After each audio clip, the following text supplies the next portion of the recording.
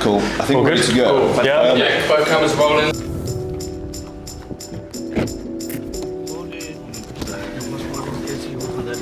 Yes, please. Yeah.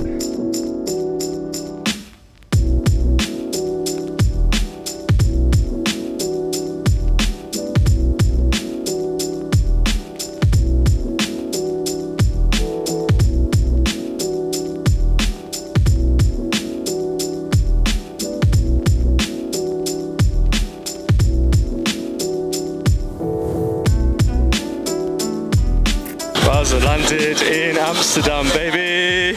Super excited to be filming with 8 Hours today. We're going to be digging into everything D2C, from the way it started, how everything's going, from a D2C playbook and subscription standpoint. And then really we want to start digging into how AI is affecting the way they run their business now. We've seen that they are really leaning heavy into it, and obviously we are massively as an agency, so excited to have that conversation. Yeah, looking forward to you guys watching this episode. Is there anything you're super excited about digging into today? Yeah, a very transparent brand.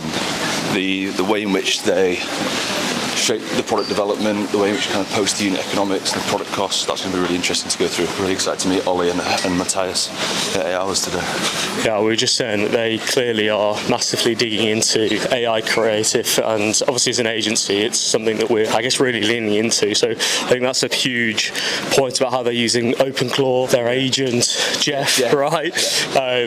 And then I guess what other D2C brands could use and take from this, because like we said, I think they're ahead of 99% of the curve in this. Do you know what I mean? Yeah, I agree. I think Ollie's pretty pivotal in the space in the way in which he's built Jeff out, and I did have a finance team, did he? Yeah, well, so he had a full finance team, which he's managed to replace using OpenClaw, which is crazy. Yeah. And I think that what he's kind of showing is that actually, can you become more profitable as a D2C business by leaning into what AI is doing now, and what does that allow you to reinvest in gaining more customers, right, and putting on better events? As well, it'd be interesting to go through is doing the guerrilla marketing, the things that AI can't do that they do. You know, the customer service call that they do every single day. Yeah.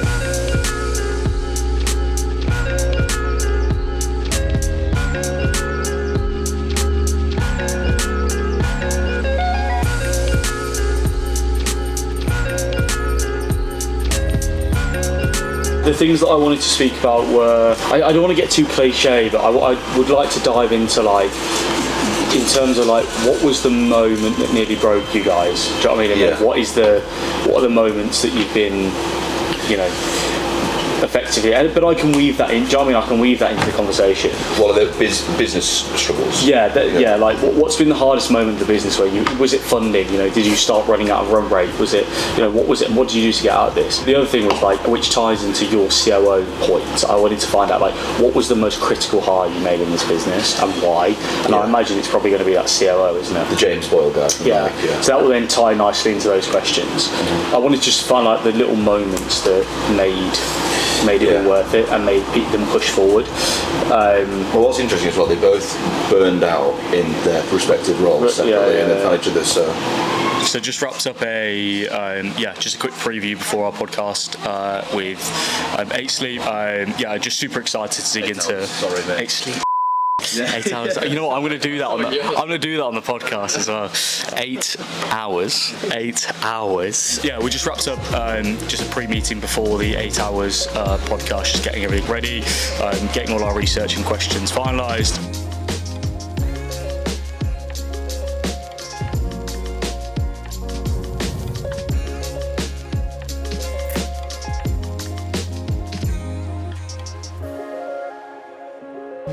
This is quite rare for this area of Amsterdam, being able to have an outdoor space like this.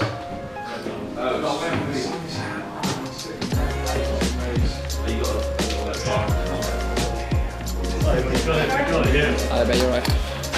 Anyway, good job. Nice to meet you. Yeah, I've got these ones. We both met there. Cool. I think we're ready to go. Cool. Yeah, both cameras rolling. All the sound okay? Like guys. We're going to come back a little bit further. Alright.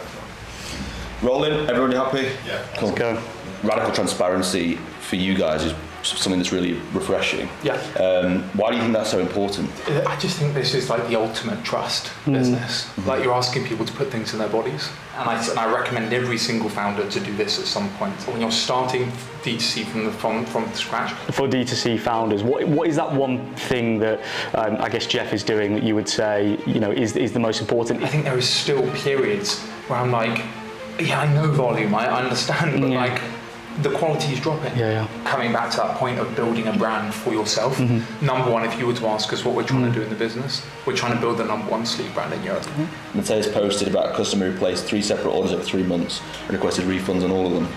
What's the story there? Oh man.